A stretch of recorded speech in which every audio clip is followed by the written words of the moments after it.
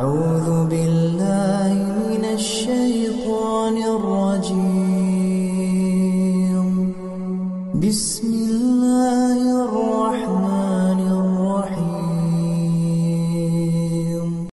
ولتكن منكم أمة يدعون إلى الخير ويأمرون بالمعروف وينهون عن المنكر وأولئك هم المفلحون.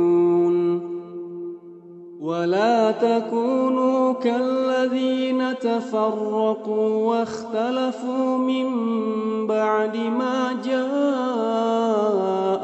البينات وأولئك لهم عذاب عظيم.